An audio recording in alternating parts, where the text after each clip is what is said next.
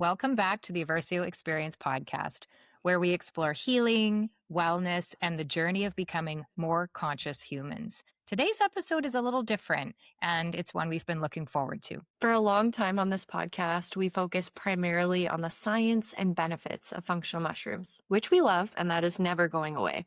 But the truth is, the heart of this show has always been something bigger than just mushrooms. It's about the human experience of health, the messy parts, the routines, the habits, the philosophies, and the things that we are learning in real time as we navigate life, wellness, and conscious business right alongside you. Yeah, and we realized that the most powerful conversations aren't always the perfectly structured ones. Sometimes the most meaningful stuff comes from honest, behind the scenes conversation about how people actually live. So that's what today is, one of our unhinged episodes where we loosen the structure a little, step outside the usual format, and share more of the real human side of health and the experiences that shape us.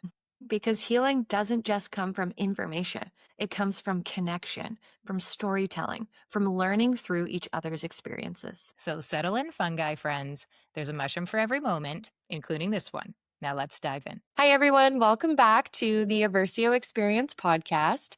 Today, we have someone very special joining us for episode 60, and we could not be more ready for this conversation. Samantha March is a lifestyle creator. She is a published author of 9 contemporary novels, 9, and the founder of By Samantha March, a brand built around helping people live creative, intentional lives. If you follow her on Instagram as @MarchBeautyWord, you already know her warmth, her authenticity, and her ability to make you feel like you are right there in the room with her. But lately, Samantha has been sharing something deeper. She's been pulling back the curtain on a health journey that has quietly been running alongside everything else that she has built. A journey with her hormones, her body, and a diagnosis that took time to fully understand. Today, we are going to hear that story in full. We're going to talk about what it looks like to build a creative career while your body is struggling through something. How a PCOS diagnosis led Samantha to an entirely new understanding of her own health and what the path through has looked like. And for anyone who has had their own version of this story, who has maybe felt dismissed, confused, or like the answers that they were given just didn't fit what they were actually experiencing, this one is for you. Samantha, welcome to the Aversio Experience podcast. We're so glad you're here. Thank you. Thank you. I'm so happy to be here. Yeah, it's so exciting. This is a long time coming for our I know. episode because we've known you for quite a few years and we've gotten to become friends, and this is just going to be such an exciting episode, I think, for a lot of people because there are so many cool things that you're doing. Yeah. And you're a fabulous human and you are just putting good information out there. And I think it's really going to resonate with everyone. Thank you. Thank you. I hope it does. Mm-hmm. I think I was looking yesterday and I think we've known you since 2022. Is that right? Yeah. It's been 4 years. Mhm. I mean, we're not even the same people anymore. And I have to register my note of jealousy because these two ladies have actually met each other in real life. Dr. Desiree and Samantha had a chance to meet in Vancouver for coffee recently, and I can't even remember. I mean, I don't know what could have been more important that day. I think I might have been out of town. But it's so cool when we meet through business and through really health journeys, and then you get to meet and become friends. And that makes it even more exciting because we get to just sit down and have a great chat today and share why we love you with this community that if you're not following Samantha yet, you will after today. And I will admit that before we record a podcast, I always go in and do a little, get really up to date because to be honest, Samantha, I started following you on YouTube years ago when we first met you. And you have such a unique style over there. And when I peeked in on you yesterday, I scrolled through and I saw the word healing as the single word title of one of your videos. I don't know if you remember the one, but you had me crying in my kitchen. Yeah. So I'm so excited to just, start from the beginning and really share the beauty of what is within today in this episode. And yeah, with that, off we go. Let's have some fun. Yeah, let's go back to the beginning. So you started a book blog in 2009. You published your first novel in 2011. You Mhm. built a YouTube channel, you've launched a product brand, and now you're in front of audiences across multiple platforms and successfully. That's more, I think, than one career for most people. When you look back at how that accumulated and that journey, does it feel like it was this plan, or did it feel like it was one thing that kept leading to the next? It really felt like one thing leading to the next because when I started my blog in 2009, the whole idea behind it was I really wanted to make connections in the publishing industry because I always knew that I wanted to publish a book one day, but my mom always told me it's not what you know, it's who you know. Mm. And I knew nobody. I was just a young girl in small town Iowa. I had no ties to anyone or anything in publishing. And so I thought, what can I do? And blogs were getting popular. And I thought, well, this seems like a fun way to maybe I can meet someone in publishing, but also maybe I can just meet other people who love books as much as I do. Because I've always felt very much an outlier in Iowa because I had so many different interests, but I didn't feel like a lot of people around me really had the same. So I didn't really have anyone that I could talk to about books. I didn't really have anyone I could talk to about fitness and that sort of thing. And so I was like, well, maybe I can find people through this blog. And it ended up doing both. I immediately met people in publishing. I immediately met, my first editor over there. And I also immediately met people who did have the same interests as me. And truly within months of launching my blog, I was traveling to Canada was one of the first places that I went for book signings. I met other book bloggers there and everything just kind of went from there. And as social media started to change and grow, I just kind of had to evolve with it. And from the blog, then, Instagram started getting popular. So I would post some photos over there. And then YouTube started getting really popular. So I had to teach myself how to go on video because I was a writer. I was always just writing articles for the blog. So I really had no idea how to go on video. I didn't know how to speak on video. My first few videos, you can barely hear my voice. I'm like a little mouse. I'm so scared. I don't know what I'm doing. And so, yeah, everything has just kind of evolved over time. It eventually led to a podcast, of course, then it led to TikTok and all of these different things. But it just really feels like just keeping up with the times, one thing after the next. And we just keep going. Wow. What a lesson for every person who's not starting something that's been Yeah. on their heart and on their mind to see you don't have to be perfect to start. You just have to do it. You just have to experiment and play and follow the dream. And I mean, for your dream to be, I want to talk to other nerds about books. You're Yeah. right after my heart. I Yep. mean, to have a love of books and a love of reading and then take the jump to I want to write one is a big step. But I love that's where your journey started. And then to watch this like really fascinating path of where you've come from. So cool. And I didn't know that the fitness journey, the fitness interest started at that same time. So I'm so excited to get into where that led as well. Okay, so you have 9 novels. Like that's That a one lot. became 9. That one became 9.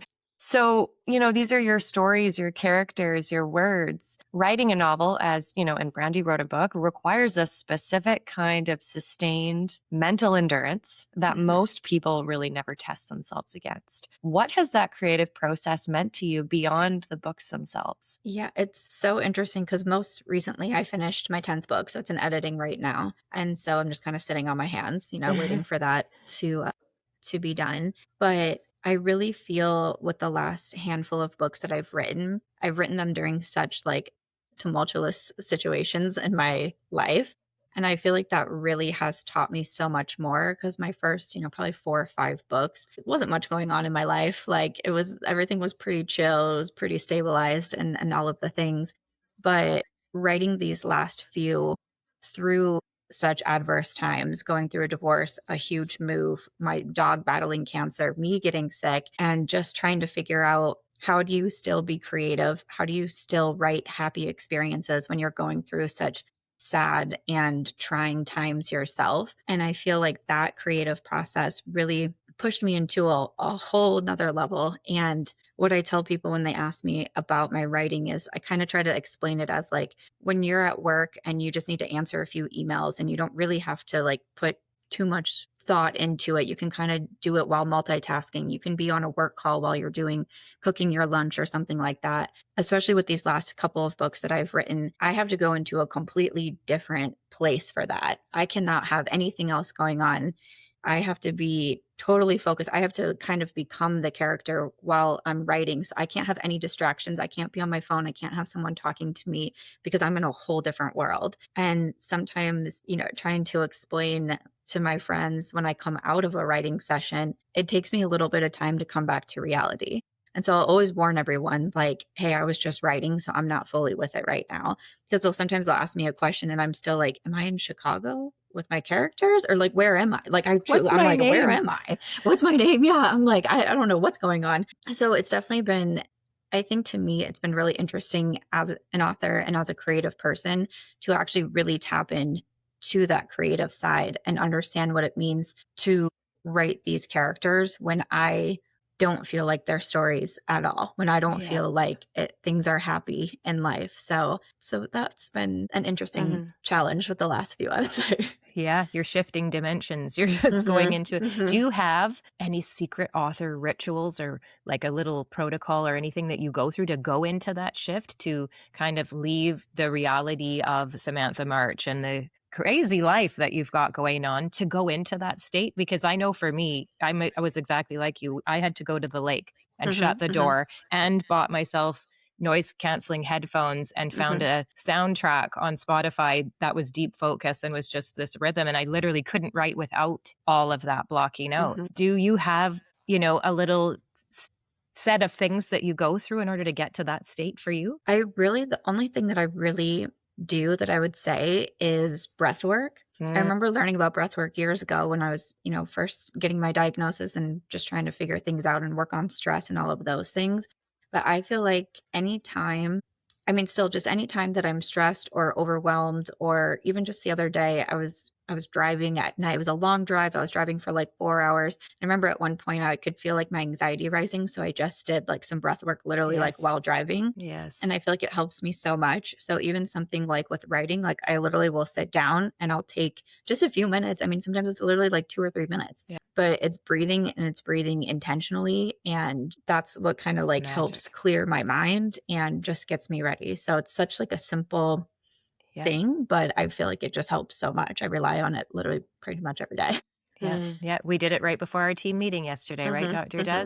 Same thing. If you know what you need to get done and you've got the intention in your mind, that's step one. Step two is telling your body to get on board. And to me, that's the breath. So I love that you do that. And now when I read your book, I'm going to be thinking about you as this character, and your characters change in every book. So how do you make the decision of who the next character will be if it's not what's related to your real life? Where does that inspiration come from? So with what I'm currently writing right now is actually a series. So it's the 6th series. So there's 6 books and each book follows a different girlfriend. So 4 of the books have been published. The 5th one is what is in editing right now. And then the 6th one will be the final one. So my characters have been pretty much written since, I think this was like 2017 probably, that I started mapping out the series. I think 2018 was when the first one published. And so my characters have been pretty much mapped out. I knew what order that they were going to be in, because each book has to build on what that next character is going to be. So every book has to have foreshadowing for the next book that's going to be coming. So everything's been pretty like well in line. I kind of know what's going on and when it's going to be going on, which has made it, that part has been like a little bit easier for me. But because of how my brain works, I'm already thinking of like, okay, who am I writing about after the 6th book publishes? Right. And because that was almost 10 years ago that you really like storyboarded out the idea. Yeah. Wow. I've always wanted to write a series. I was a big fan of like the Babysitter's Club, Yes. Sweet Valley High, like all of those books. So like I've always wanted to write a series about friendship and about women. I feel like it's one of the more like fascinating things is to try to understand female friendships. Yeah. So I really wanted to take on a series for myself. So it's been so fun to like meet all the characters and get to know them. And it's also been really fun to have the readers like make their own opinions about each of the characters. As women do in real life. Yeah, in real friendships, right? Exactly. And it's funny when I hear a reader say like, oh, I'm most like Lauren, or like I relate more to Christy, or like, just different things like that. I'm always like, oh, that's so fun, because I think the coolest thing with what I do between writing, between YouTube videos and Instagram, is that every day I take something that doesn't exist and I put it into existence. And I think that's like the neatest thing that I like will ever be able to say that I get to do. I take Yeah. something that's not there and I make it be there. And I'm Yeah. like, wow, like how fun is that I get The to call that a career? Right, the true creative process, turning Mhm. nothing into something. Mhm. So powerful. And the fact that it touches other people's lives and allows them to see themselves in it Mhm. just shows us how connected we all are. So if you need inspiration for the next series, you're welcome to write it about Dr. Desiree and I. Listen, Brandy, I read your book and I Mine was was so not a shook to novel. my core. And this is the creative. There's a creative in everyone. Listening, if Mhm. you're listening out there, you're creative. We work. Our sweet friend Lori, I'll just say her name because she's going to listen to this, likes to say she's not very artistic or creative, but she isn't an artist in that, writing or drawing, but that woman can bake. And that's Mm. creativity in the kitchen another way. We all have creativity in us. It comes out in different ways. When Mhm. I went to write my book, it was very much that, like, it was my memoir. Like, I've got Yeah. this story that I keep telling fragments of it in a podcast episode, in this and that. And it was just time for me to like lay it all down in one place so that I could Mhm. stop telling it, to be honest. Mhm. Like, I Yeah. don't want to tell, like, that's old me. I don't want to talk about that anymore because I'm not her anymore. But it was like I owe it to the community, to my life, to say, this is how I got from that horrible place I was to this incredible place of abundance and Mhm. done. So now I'm inspired by you to think that story's been told. It's over. If I was going to create, what would I do? Like, literally, when you said Babysitters Club, be still my heart and all my Mhm. friends who are, all of us menopausal ladies out here. That was our Mhm. good time. There was no internet. There Mhm. was no social media. That we Mhm. read. I was a reader like you. I was the nerdy reader, but never did it cross my mind to write them on my own. So you're such Mhm. an inspiration that you took just something you loved and you made it your career, and you've been a success with it, and you're bringing so much joy to people's lives by having them have these friends within the books that they can relate to. It's amazing. I love it so much. Yeah. And not only that, you have a brand. Your Yeah, you brand. turned it into Yeah, you have a brand didn't by stop. Samantha March. You have, Mhm. planners and habit trackers and tools for building intentional routines. I want you to share where that idea came from because it's, feels like something very specific motivated Mhm. it. Yeah. So the brand by Samantha March really started coming again at like a very low point in my life. I went through a fertility journey with my ex-husband when I was married, and for several years we were in that. And I mean, I was on all the hormones and everything, and it was such a horrible, horrible time for my body. I mean, my hair was coming out in clumps. I would wake up not knowing who I was going to be every single day. It was so overwhelming, while at the same time having a career where I'm on camera almost every single day. I did a lot of live chats back in those days, and it just was horrible. People were commenting on my appearance every day because I had so much acne. So of course people are saying, just get on birth control. Oh, And I'm like, dear. yeah, right. Okay, great.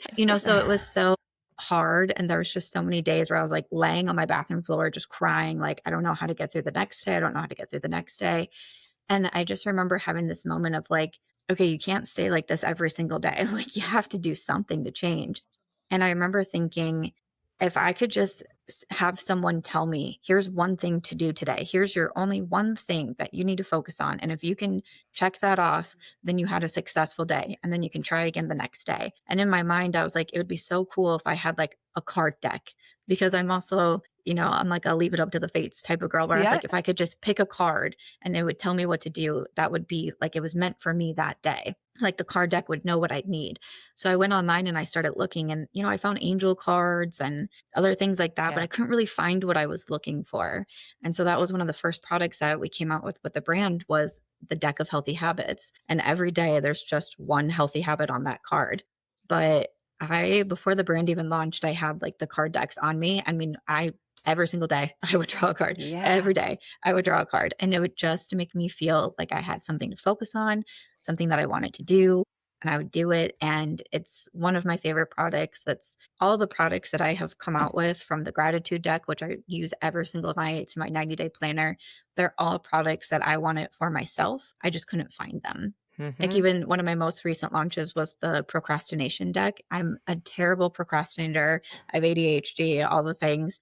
And I'm just like, if I could have something where I could just pull a card a week or a couple a month and be like, these are the things that I'm going to focus on. It's almost like a game for me, and it just makes it fun at the same time. So like I love my procrastination deck as well. It's one of the things I use the most.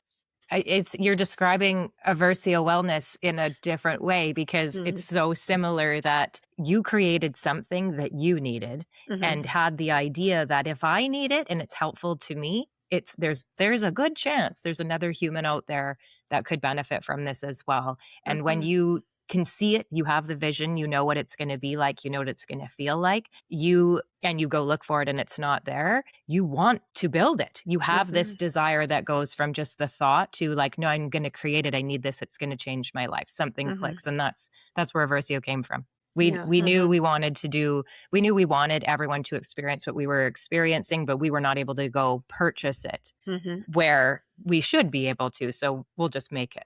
So similar, which tells you if mine is mushrooms and yours is these beautiful products that help people, really, you're talking about live more optimized, efficient, satisfying lives.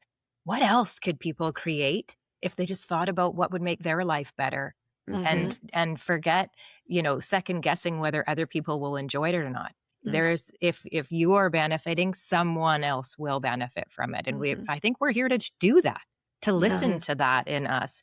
And believe that we're feeling it for a reason, and go out and make it your company, make it your business, make someone else's life better because you know it made yours better. And who does not love a card deck? I'm sitting in my office here. I have 1, 2, 3, 4, 5, 6, 7 decks beside me. So we hear you. And an 8th coming soon. Yeah, exactly.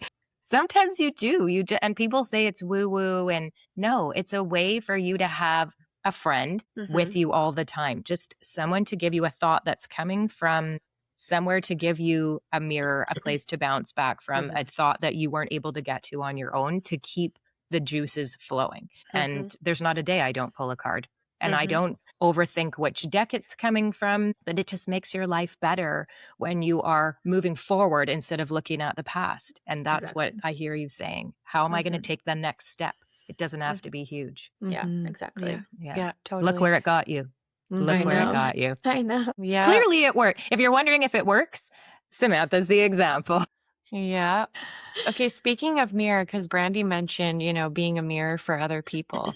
You've been building this very public creative life for over 15 years. And most of what your audience has seen is the work, the beauty content, the books, the brand. More recently, though, you've been sharing something different, and it's your health journey. What's been going on under the surface for you? What made this the right time to bring that into the light? I think for me, so I got diagnosed with adrenal PCOS 4 years ago. It was in 2022. And I definitely shared in the beginning a little bit of what was going on. And I shared some of the success that I had with certain things. But I think what's made it feel like I want to start sharing it right now is because I feel so confident in my journey. It's been 4 years. I'm not telling you a quick fix. I'm not giving you a Band-Aid fix. I'm not telling you this is going to change your life overnight. I am actual proof that if you do these like lifestyle changes and focus on these things and long-term results and the root causes and all of those things, that you can still feel and look your best self 4 years later. And so I think that's what's given me the confidence where, a couple months into it, I was like, sure, I've had this success. Like, yeah, that's good. A year later, okay. But now it's been 4. Like, I feel like I'm not an expert by any means. All I'm sharing is literally my personal story. I share what I've learned. I've shared what, I worked really closely with a naturopathic doctor. I shared what she has, the information she gave me. And so I always, try to make sure to say, like, I'm not an expert in anything. I'm just sharing my personal story, but it's been 4 years and I feel pretty confident that I can speak on it now. Yeah, you've got the receipts. Exactly. And that's the video I watched on your YouTube channel yesterday. And it's different. It was, you were doing your makeup, which I think we all have this fascination with watching someone else do that. But I was actually doing the dishes. So I actually wasn't looking. I was just listening.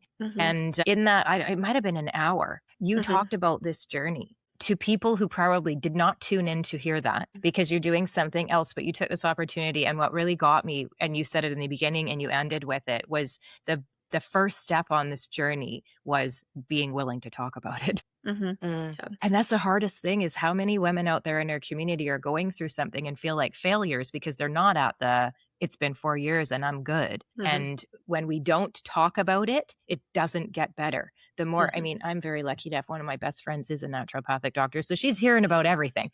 You know, she's getting to call any time of day when something's going on. But for women to not talk about something for, you know, a week, a month, when you're feeling it, it is part of your experience. And why don't we talk about it?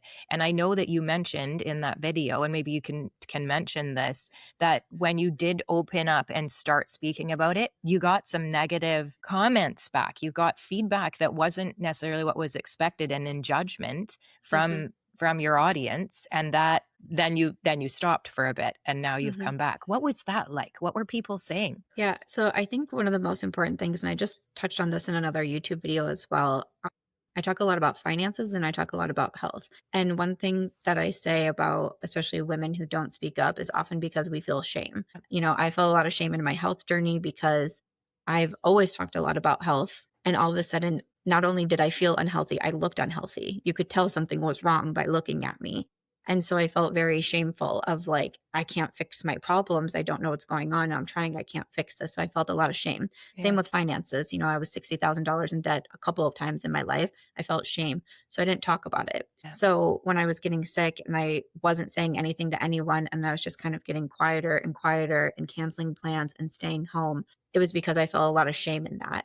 But I realized that once I spoke up and I told some of my friends, this is what I'm feeling, this is what I'm going through, that's when I had one of my friends say, this sounds like something one of my friends went through, and she worked with a naturopathic doctor. Do you want me to see if I can get her name? And I was like, okay. And that changed everything for me. And I'm like, why would I not say something sooner? Why? But it was because I felt so ashamed. And so that's like one thing that I always try to share, that if you're feeling ashamed, it's going to make things so much easier if you do talk about it. Because I think especially as women, we have this desire to help other people. We have this desire to make a community. We have a desire. I mean, it's from decades and centuries our of passing our ancestors, stories down. That's what we've done. That's what we've always done. And so I just want to like encourage more of that. But it is very frustrating when you open up about something, especially that's more vulnerable and harder to talk about, and you're met with such resistance. So I think that was hard for me, and it kind of scared me off a little bit, especially because I was a little bit sooner into my journey. So I didn't feel like I had all the receipts yet. I didn't feel like I had all of the knowledge that I have now. So when people started giving me pushback, you know, in my mind, I was like, oh, maybe they're right. Like maybe I don't know what I'm talking about yet. Or the last thing that I want to do is like give bad advice or give incorrect advice. And my literal tagline should just be do your own research. I say it in every video. You do. Yes. Do your own research. Like I can tell you things, I can tell you my experience, I can tell you what I've learned from my research, but I encourage you do your own research. So I look back and sometimes I get a little frustrated with myself that I so easily stepped away and let that negative feedback keep me quiet, because especially as I've been talking about it more, I'm just getting flooded with so many DMs and emails and comments of someone saying, thank you so much. This helped me. I tried this that you recommended and it helped me. And I just get frustrated that sometimes I think women are amazing and we build each other up and we want these communities, but we're also sometimes the first to like cut each other down. And I'm like, man, I could have maybe helped so many more people for a longer amount of time if I had not let that.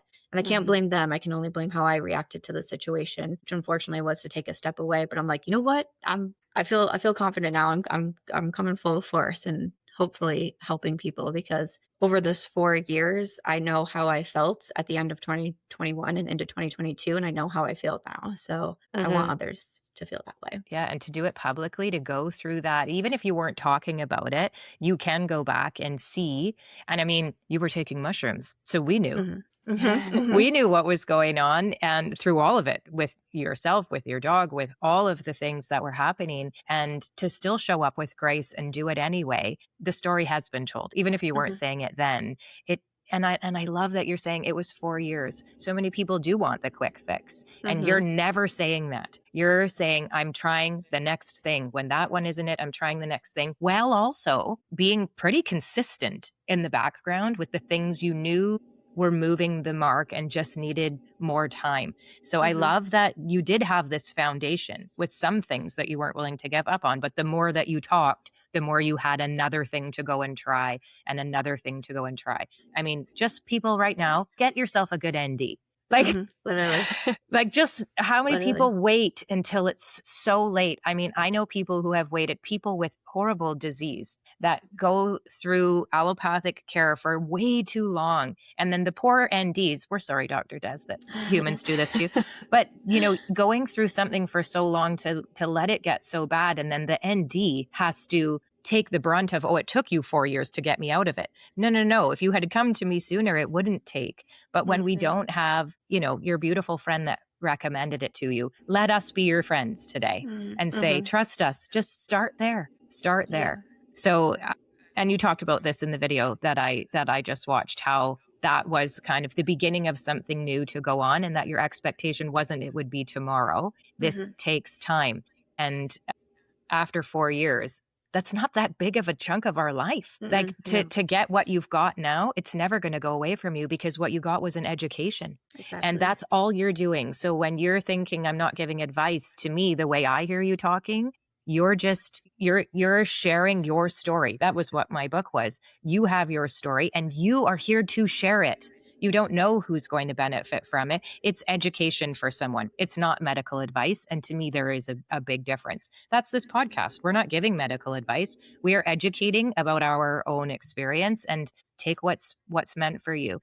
And I know PCOS is huge. It's a huge, it has a new name. It's PMOS. Like, it's finally being spoken about because it is so prevalent and it is so different. And I mean, you addressed yours was adrenal PCOS. Nobody's experiencing that constellation of symptoms in the same way. So for you to come out and be so forward about what you experienced, and maybe we'll talk about that, I think just makes people tune in to say they might even have it and not know, but because you talked about it, they went, wait a minute, I should go ask about that. And here I am healed at the end of it. You're giving someone their life back. Yeah, totally. You know, for people who are listening, like, take us back to when your body first started sending signals that something was off. What is it that you were experiencing, and how long did it take before you had any answers? Yeah. So for me, it was really the end of 2021. And it's so funny because I'm a big journaler. I journal all the time about everything, and I keep all of my journals. And I remember as I've been talking more about my experience, I actually went back and looked at some of my journals just to see if I could find, like, pinpoint something. And it was actually October of 2021 when I first started to notice the journal entries. And the thing that I kept saying over and over again was, I felt a little off today. I felt a little off. That was the first things that I kept saying. I didn't really go into anything. I didn't say, like, this is why, this is how I feel. I would just say, I feel a little off today. And I just thought that was so interesting to be able to read. And because I always said it was somewhere around the end of 2021, but I didn't really know. But I was like, wow, I have these journals that I can literally pinpoint to the month and day of when I started saying I feel off. Those were the whispers. That was your body whispering. We talk all the time. If you don't listen when your body whispers, it's going to scream at you. And you can go back, and those were the whispers. I love it. I love that you can pinpoint it. Yeah, it was kind of like wild to be able to read those entries. But you know, the end of 2021, I think one of the things I noticed first was really like the brain fog and the fatigue. I've never been someone who, like, naps in the middle of the day. And I've worked for myself since 2014 is when I quit my job at the hospital, and I went full time in books. And then I started in social media around 2015 as well. So I've worked for myself forever. I've always worked from home. I've always very much prided myself on my work ethics, my self-motivation and self-discipline to do this day in and day out and create my own schedules. And all of a sudden I'm, like, napping for 2 hours in the middle of the day. And I'm like, what? That's, like, so weird. You know, I kept thinking this was, you know, end of 2021. We were definitely still thinking about COVID. I'm like, do I have COVID? Do I have long-term COVID? Like, I couldn't figure out what was happening. And then I realized the brain fog was really, really scary driving places and not being able to remember driving there, like leaving my apartment and then just showing up at like the post office. And I'm like, Ugh. okay. So many times I would leave my house like in my slippers, like, and I would like get out of my car and I'd start walking in because with the brand, I was like taking things to the post office. And I look down, I like, still got my slippers on. I'm like, huh? But what really scared me the most, like leaving my door open at night, that was very scary. Like my Ugh. patio door, I would let my dog outside and then I just wouldn't shut the door and I would go to sleep. And I'm like, oh my gosh. But I think one of the scariest things for me was I was actually recording a YouTube video. I was vlogging that day and I was going to make like cookies.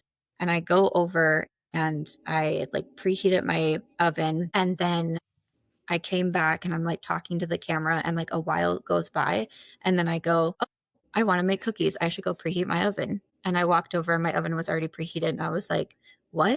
And I Oh, watched back the footage and it just gave me terrible like goosebumps. Yeah, I had no recollection at yeah. all of doing that. And I was like, well, Oh, this is that's actually brain like fog. unsafe. Yeah.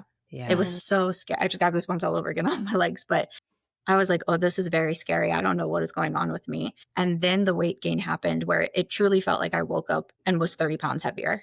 Like I was like, I one day went to put on my favorite pair of shorts and I couldn't get them up over my like thighs. And I'm like, I just wore this pair of shorts last week. Like, what could have happened? My stomach was always bloated, distended, hard. And those were the first, symptoms that I started noticing that I was thinking, okay, I need to get help somewhere.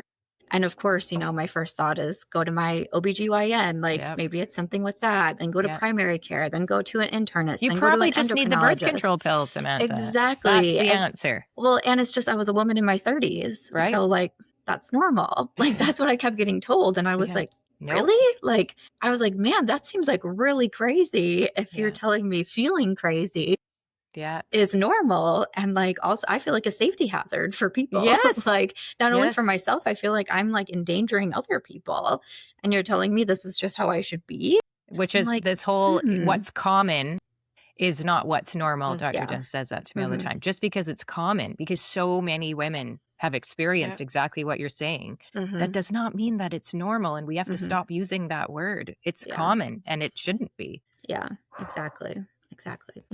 Yeah, no, just because something is common doesn't mean it's normal, but it, based on the amount of feedback and messages and DMs that you're getting, there are a lot of people where that's their normal, Yes. right? It's their normal and we're not listening to the whispers.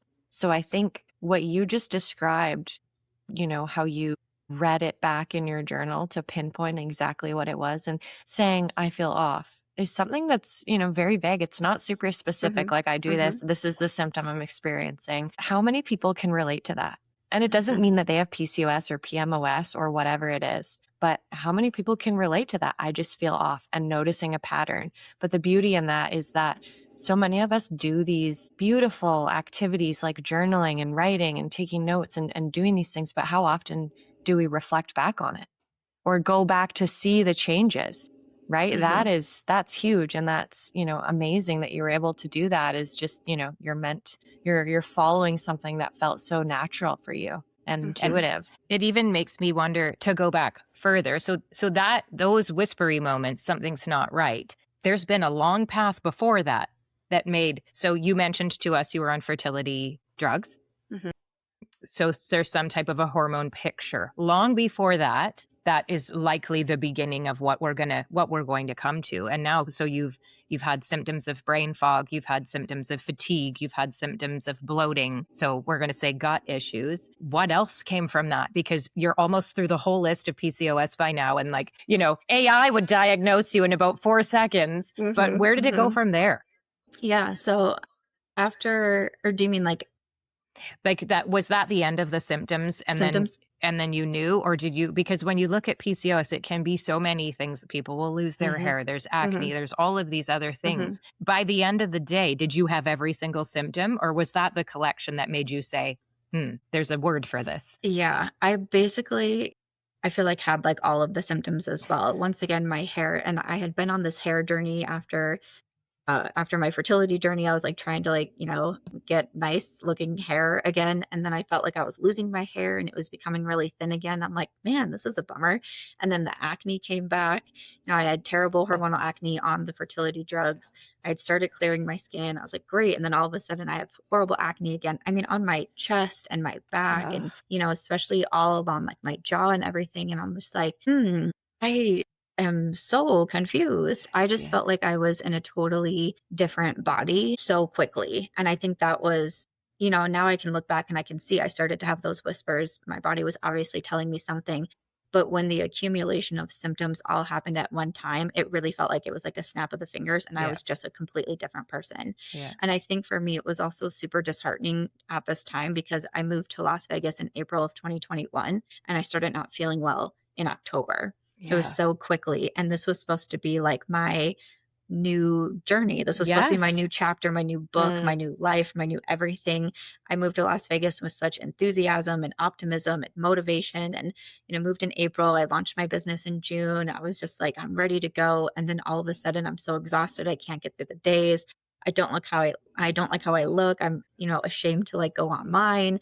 And I just felt like everything was falling apart. And it didn't help going to the doctors and just being turned away and turned away and turned away. And one thing that I always say that I found interesting that made me think something isn't right here was no one would actually do anything. No labs were drawn, nothing. No imaging was like nothing. I would just tell the doctor what was happening and then they would tell me, well, that's normal or that's to be expected. And I'm like, Nope. I feel like something, even though prick my finger, something should be happening. So that kind of put off like alarm bells in my head of, I don't think that this is fully right. So then I did what I think a lot of people would do these days is I turned to the internet. Yeah. And I was like, well, what can the internet tell me of what's going on? And, this was a time where TikTok was especially, we were still seeing like the rise in the popularity in TikToks. And I started finding women on TikTok that would talk about it. And I would find people with my similar symptoms. And I was like, oh, maybe there actually is something to this. And again, that's why I commend so many women for talking about their experiences and their stories, because that's what helped me. I probably would have just kept on thinking it was normal had I not had the internet telling me something as well. So it's like I'm so grateful to those women who do Gave it. you Now I feel hope. like that's my part. Like I need to do my part as well. Yes. And, make it full circle too. So You're doing it. You're doing it right now, giving hope to so many. So many people are right where you were with that same collection of symptoms that they're being told that's normal. Nope. Yeah, totally. You've built this creative career that is so impressive and it lives kind of like you touched on earlier. It lives in your mind and you're creating something out of nothing, like a thought. These, creative juices are flowing with writing and filming, running businesses, generating ideas. When your hormones were in chaos, right? That's kind of, could be the first thing to go is that creativity, because you mentioned that brain fog. And so many people can relate, whether it is hormonal or something else going on, the focus, the words, the drive. Can you describe what it was like to create during those seasons, when your body was kind of pulling everything back and hindering you in a sense? mhm. It was definitely very challenging because I felt a whole slew of emotions during that time. But I think looking back, one of the biggest things that I felt was just the constant exhaustion. And then I think that really led to guilt and feeling lazy. And because I just kept telling myself, like, I truly can remember looking back and telling myself, like, why are you so lazy today? Why are you so lazy today? Like, just get up. This is what you do. This is your job. Like, and it's like you can't go online and be like, I didn't want to film a video today. I'm tired. Because people are, going to be like, well, I have a real job and this is what I do. And I'm like, man, like I felt, I think it just really affected my self-confidence in so many ways because I was my own worst enemy at that time. I was the one who was beating myself up mentally so much because I didn't understand what was going on. I was just thinking, well, now I'm overweight and, that's my fault for sure. And now I'm tired all the time. That's my fault for sure. Like, I blamed myself for so many things. I started a podcast during COVID. Yeah. I was like, but there was a certain point where I had to let some things go. And the podcast was one of them. But it was because I just felt like I couldn't keep up with everything. And not because I wear a lot of hats, because I've always worn a lot of hats. Even in 2014, when I quit my job, I was writing books. I had a blog. I worked for a publishing company. I was doing marketing for indie authors. Like that has always been my MO, and I've never had issues with it. And so I think the self-confidence hit that it took so much really started to affect my business and my brand. I was letting things go that I really loved and felt passionate about, but I was like, I can't keep stretching myself so thin at this time. And I look back and I think like, well, I was so unhealthy that I was making good decisions for me. I knew that I needed to make a change and change my focus. So I look back, I'm like proud of myself that I could let certain things go when I needed to be focusing on my health instead. But also sometimes I get like upset that it had to be such a long journey of trying to get help, because I think what could I have still been accomplishing if I didn't have almost a year of being so unhealthy I couldn't do my job. Hey everyone, I just wanted to take a moment to talk about a pattern that I see again and again in my practice, and I've even lived it myself. It's the people who are doing everything right, eating well, sleeping as best they can, moving their bodies, managing their stress, and still feeling like they're running at 80%. The immunity that catches everything going around, the nervous system that never fully resets, the energy that is there but not quite where it used to be, the fog that lifts eventually but not as fast as it should. What I've found both clinically and personally is that what's often missing is whole body foundational support, not one thing targeted at one symptom, a comprehensive daily ritual that addresses the terrain.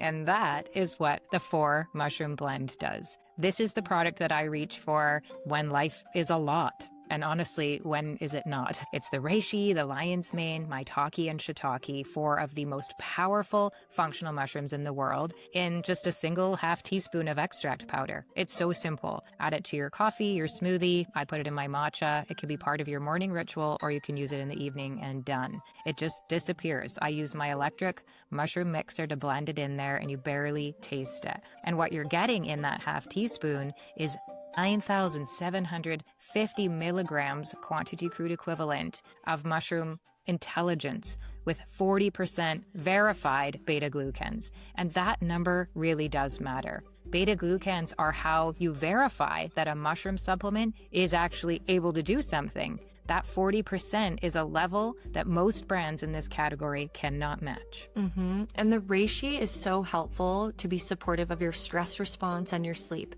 The lion's mane supporting cognitive clarity and nerve health, the maitake supporting immune function and metabolic balance, and the shiitake adding antioxidant and immune depth. Together, they work the way your body actually works, as a system, not one symptom, one product, one ritual, comprehensive support. Yeah, this is the blend that I would recommend to someone who doesn't know where to start. And it's the one that I'd recommend to someone who already has a protocol and then wants to add a foundation underneath everything else. So head on over to aversiowellness.com, use code podcast15 at checkout for 15% off.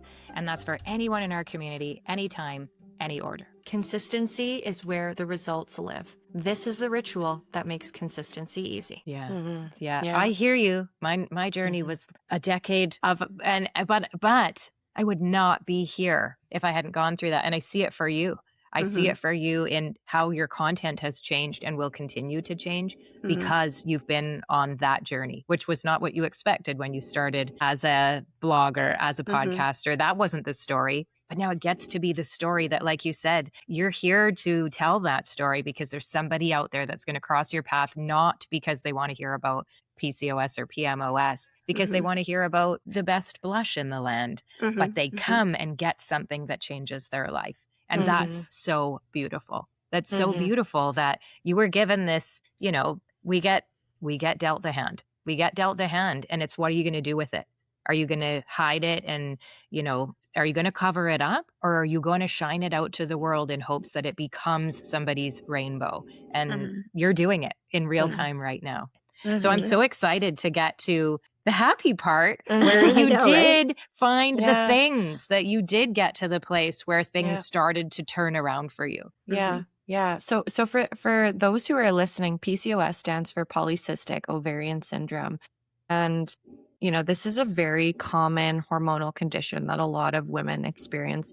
Brandy and I talk a lot about perimenopause and menopause, but this is something that, is very prevalent in our society with women experiencing, and it's impacting fertility and impacting just day-to-day lives. And it recently got renamed to polyendocrine metabolic ovarian syndrome.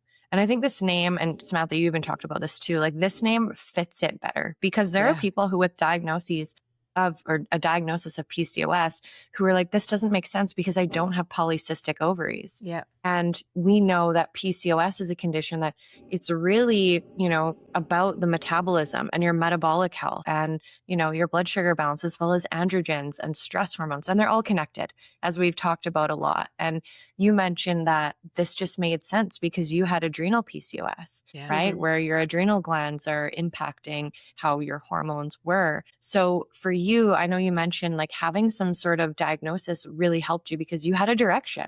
Like, okay, this is what's going on. I'm not crazy. I'm not losing my mind. Let's go. I'm motivated to do these changes. What were some of the biggest things that helped you feel better and were part of that journey to become yourself again and a better version of yourself? Mhm.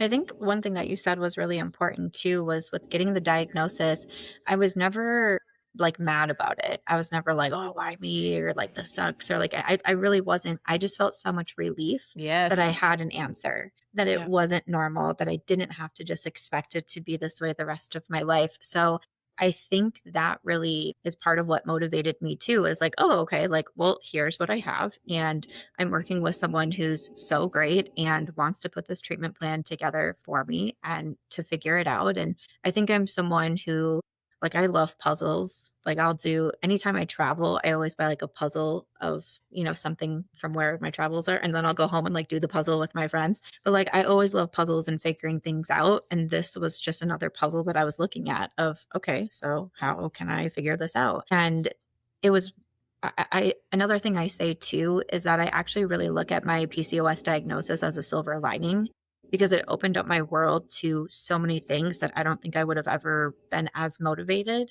I mean, it's hard to say, but like, I don't think I would have been as motivated unless you're sick and you're trying to figure out how to feel better. Yeah. Like So mushrooms. Exactly. Yeah. Reading your book and like your story, like was mind boggling to me, some of the sections I was reading, but you know, it is the same thing. Like It is. you can look back on it and feel a little bit appreciative almost in a way because I so would rather empowering. have Give me the name so that I can go because I'm not staying here. I got somewhere to be. And now I have, like you said, Desiree, I have direction. Yeah, I would rather have all of the knowledge that I have now about health, about hormones, about my menstrual cycle, about anti-inflammatory foods, about gut health, about inflammation, all these things. I would rather have that knowledge and have 1 year of my life where I didn't feel good. Yes. When you look at it in the grand scheme of things, 1 year of my life where I didn't feel good. Yeah. You'll take it. Versus all of the knowledge that I have now. And now it's been 4 years of like feeling great. And I know how to feel great the 5th year. I know how to feel great the 6th year. Like, and I know that I can change because obviously my body is going to change as I get older and go through different things. But I used to be someone who was like, I was super scared of like menopause. I would hear certain stories and then I started to hear about perimenopause and and I'm like, oh gosh. And I'm like, you know what? I actually don't feel as afraid. No, you've I got don't know all the because tools. I haven't been through them, but I'm like, I know that I'm willing to try and learn and know what I can do to support my body. And, it makes me feel not as fearful of even something like aging because there's so much knowledge out there that we can educate ourselves on. And I always say that education is the big, like, you can't take away our education. Like, and I say that when it comes to finance what you've as well. learned. Exactly. Yeah. It reminds me of a quote that Brandy and I have talked about a lot too, is that, part of your purpose in life sits right next door to some of the hardest moments in your life. And hormones and going through like a health crisis, for lack of a better term, and because in some ways that is what it is, right? When you don't feel like yourself and you think you're going crazy and you don't know if you can trust yourself or your body, that is a health crisis. Yeah. And to be grateful for that, to know, you are now a better version of yourself and you can't unknow. And, now you're sharing this with so many people who need a little bit of encouragement and to know, hey, somebody else went through this and they're on the other side and I can do it too, right? That support and community, which is what you're building and on all of your channels. is Mhm. community, is making other people feel seen. So if you could share some of the things that really helped you, become the best Yeah. version of yourself and get out of that health crisis, I think Mhm. people would love to hear whether they have PCOS, PMOS or not, and just Any feel a kind of little off. hormones. And this Mhm. Yep. is the gift. If you are still listening to this episode, you came for this moment because for you to share. And I mean, this is why we really encourage people to go and find some of your work, whether it's reading your novels or your products or your YouTube or Instagram. Okay, I have to drop my favorite quote that goes with this too. We are all faced with great opportunities, brilliantly disguised as impossible situations. Mhm. And you can watch you live through the impossible situation and now sit here today and say, what a great opportunity. So I love it when a favorite quote is illustrated like it could not be more beautiful than that.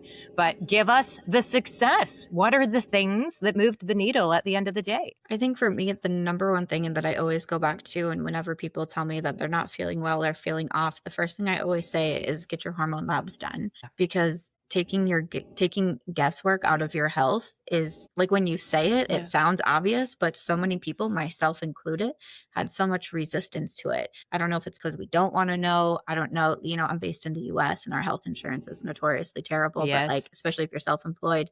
So it was very expensive for me to do hormone labs, to work with a naturopathic doctor. But I always say I was basically spending the same amounts, but I was spending say it's $1,000. I was spending $1,000 on random supplements, random foods, random oils, random cleanses, versus if I would have just spent $1,000 right here and done my hormone labs, I'm spending the same amount of money, Yeah. but I'm actually getting real answers here. Yeah. And I know Instead of exactly. $1,000 worth of Band-Aids. Exactly. That's how I try to explain to people when you say like, oh, that's too expensive. I'm like, but what are you Mm, spending money on to try to make yourself feel better? Because I get it. I've been there. I was doing all the things and taking all the things and buying all the things, and nothing was actually helping me. And so when I did my hormone labs, not only was I diagnosed with adrenal PCOS, but I found out I had an E. coli infection, which was Wow. affecting so much in my gut and my microbiome. I was like, well, like, it's so might be funny. why I don't feel very good today. Might be Right? why I feel a little off. Right, exactly. I'm like, wow. And it's funny because, again, I commend so many women for sharing their stories online. But when I started, looking up my symptoms and finding people, I kept seeing everyone being like, oh, I have candida overgrowth, candida overgrowth. So I just self-diagnosed myself with that. I was like, I definitely have candida overgrowth. So I was like, I have to do this candida cleanse, and like bought all these things to do this cleanse, and then turns out, no, I didn't. Yeah.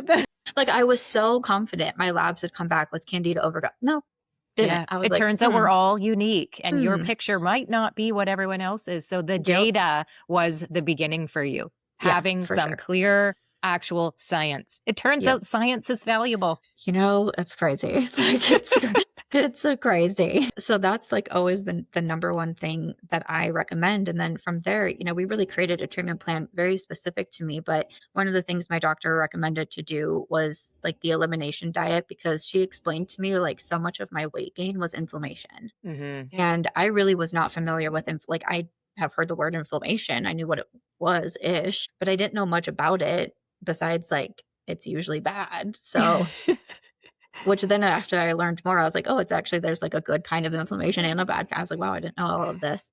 But when she explained to me about the inflammatory foods that I was consuming every single day, and like, I ended up doing a 30-day elimination diet in the beginning. And the difference that I felt, even just my mind being so much clearer, I was like, wow, like Wow. there's times that I've done like sugar detoxes for like 2 weeks or so. I'll cut out like refined sugar. And it just feels like I have a whole new, it's almost like I can see better. Like, I don't know how Yes. to explain it, but like, Mhm. it's so wild how your body really feels different when you really think about what you're putting into it. So, I had definitely an emphasis on cutting out inflammatory foods, but also at the same time, I put an emphasis on adding in anti inflammatory foods. And that was the mindset that I really chose to look at it as. Instead of restrictive and what do I have to take away, I wanted to look at it as what can I add in. And again, it was almost like a puzzle. Now I was looking at my meals and trying to figure out what can I add in, and do I have fiber, and am I pairing protein and carbs and healthy fats. And like, again, just with my brain, I was like, this is almost like fun for me to like Yeah. meal prep and plan. So definitely my diet became a very big thing. Stress management. I've talked a lot about that recently, where my doctor was saying you need to learn how to manage your stress. And I heard that as you need to eliminate and avoid all stress. And I remember saying that to her, and she was like, no, Not reality. that's not There's going to be realistic. stress. Yeah. She's like, you just have to learn how to manage it. And I was like, well, I don't know how to do that.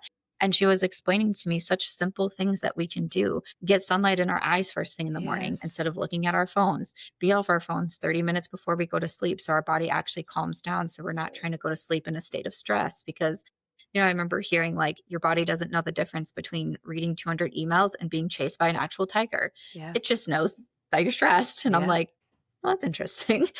So creating these routines for myself that I now like love so much and I practice on a daily basis has made such a difference for me. You became a walker. Yes. Which is Yes. stress management. And people think, oh, that is a walking meditation. That is getting out of the regular grind and giving your brain and body this other thing to do. The best stress management we could do. And it's free. It's free. You can even do it in Vegas.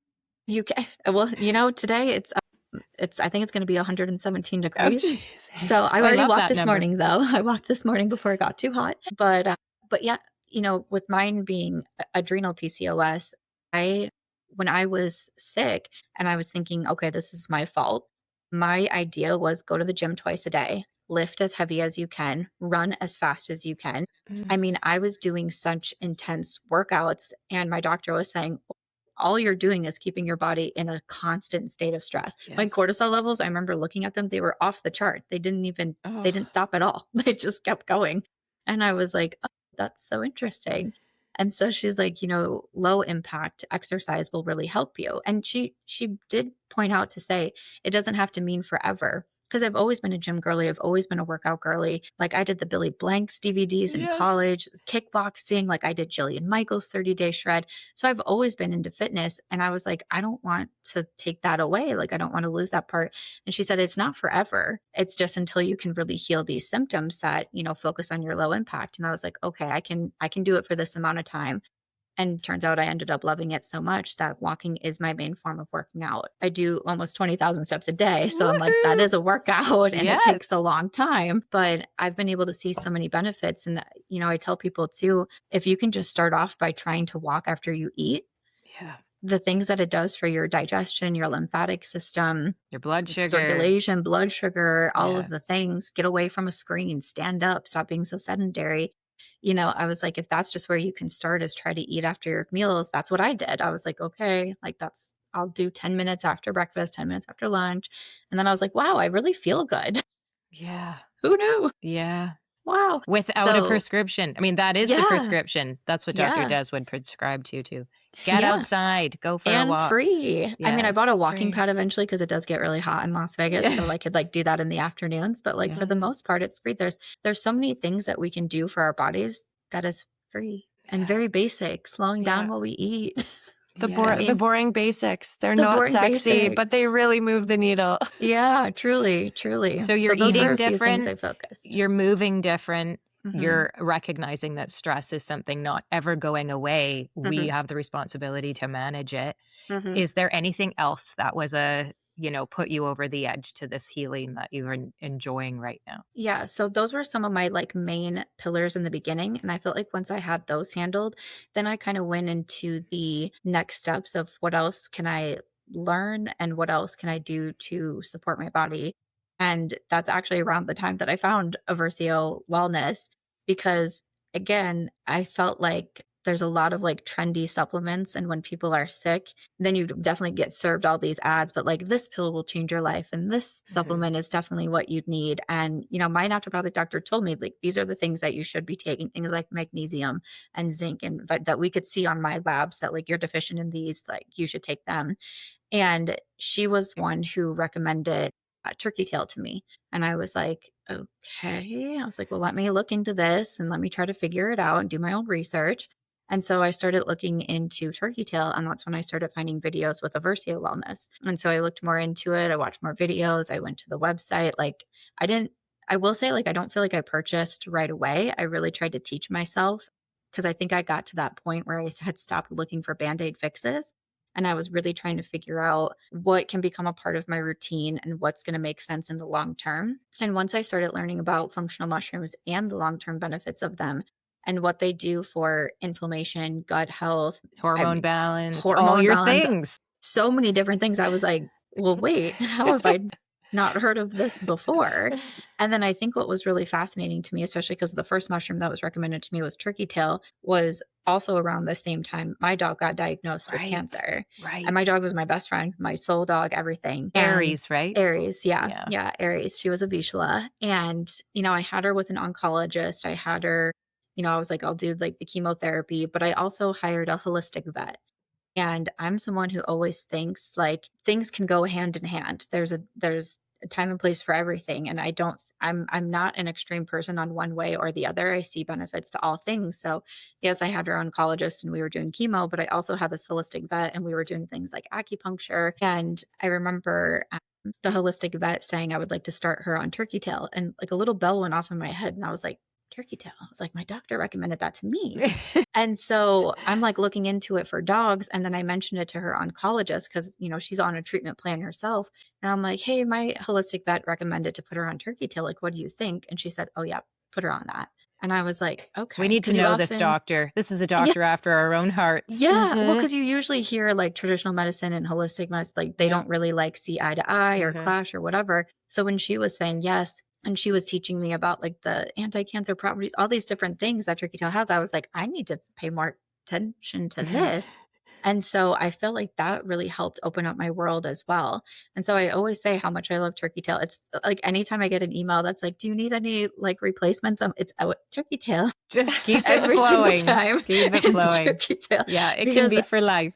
yeah, I'm on it. My boyfriend's on it. I give it to everybody. My friends are on it. Like Aw. I'm such a believer. It's anytime anyone talks to me about my routines and what's really helped me, I'm like, I always say, if you know me at all, I've talked to you about mushrooms. And if you know me at all and you're close to me, you've probably started to buy the mushrooms as well. Aw. And it just makes me so happy because I'm someone again who believes in like the long-term results. So that's what I try to tell people when I talk about my journey was it's not like I took lion's mane and then my brain fog disappeared Right. and I held so much energy the rest of the day, because then what happens with that is the next day like you start to rely on the quick fix, right?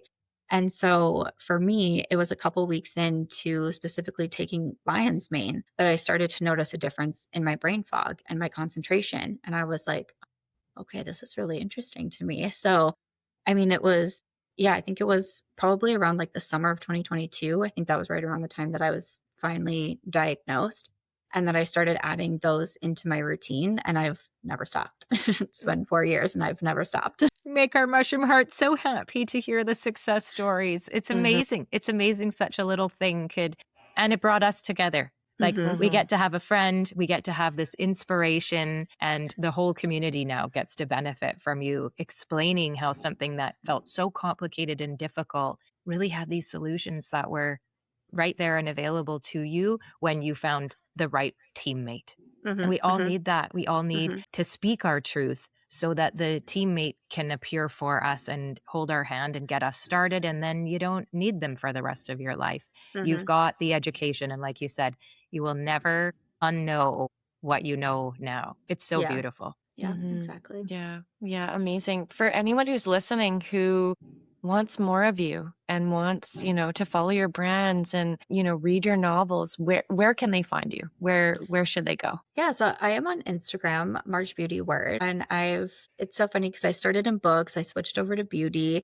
and now I'm really pivoting more into like the health and lifestyle space because I think that it's just so important to talk about. So my Instagram, I feel like I kind of give like a little mix over there, but definitely I've been sharing a lot more about hormone health and about my own journey. So that's March Beauty Word. And then I am also on YouTube, and my YouTube channel is just By Samantha March as well. I do have two. One is beauty focused, but I started a separate one in 2022. I think like the end of 2022. I started that one to be more talking about healthy habits. And at the time I was kind of talking about my journey with divorce and moving and starting a business and that sort of thing. And then the channel really pivoted again after my dog passed away, after I finally got my health under control. So I really do a lot of videos about health and then also finance. And I feel like those truly are some of the best videos that I have put out to my audience. And from the feedback that I've gotten from them, like I did a video recently on like rich girl habits, and I've gotten so much feedback on that video and sharing my own personal debt story. And so I just really love the videos that I'm doing on the By Samantha March page as well. And then all of my novels are available on Amazon, and they're also available on Audible if you audiobooks as well. So cool. So cool. Do you know why people love you? Because it's real talk. Oh, thank It's so you. refreshing. It's so refreshing. And I think there's all facets of you out there now. There's nobody in our audience that isn't going to benefit from one of those things that you just talked about. And I love that you're so authentic and willing to just, it feels like talking to your girlfriend. So if you're out there listening and you do not have a BFF, you just found somebody that can give you some of that connection. Build a little oxytocin together just by tuning in while you're doing your dishes, and let Samantha March be somebody who's going to say real things, tell the truth, and share a part of herself that is healed. And watching your healing journey it brings me so much joy. And I just love that mushrooms, even if mushrooms weren't part of it, I love it. But the fact that they're in there, it just makes the whole reason why we started our company. And to watch someone build a company, build these beautiful businesses that are making the world a better place, and mushrooms helped you get there, like I could die now. That's it for me. That's it for me. So with that, thank you so, so much for joining us, sweet friend. What a joy to hear your story. And I hope that everybody goes and tunes into Samantha. The links will be below. And with that, we'll see you next time on the Aversio Experience, everyone. Goodbye, Samantha. And that's a wrap on today's unhinged episode of the Aversio Experience. These conversations sit close to our hearts. Stepping outside the structure and just being honest with you about what we're navigating, what we're learning, what we've gotten wrong, and what we're still figuring out. That's the kind of connection we started this podcast to create. Yes, and we hope something in today's episode landed for you. And if it did, we hope that you will share it with someone in your life who will get it. That's genuinely how this community continues to grow. One person passing something meaningful on to another. And if you haven't yet left us a rating or review, subscribe to the podcast, or followed us on social media, we would so appreciate that. All of the links are right here in the show notes below. And that just helps us reach more people who need to hear this. And when you're ready to bring functional mushrooms into your daily ritual, you can head on over to aversiowellness.com and use podcast 15 at checkout. And that code will save you 15% on your order. And it's for our whole community, any order, anytime. Thank you so much for sharing this moment with us, fungi friends. Until next time, be well.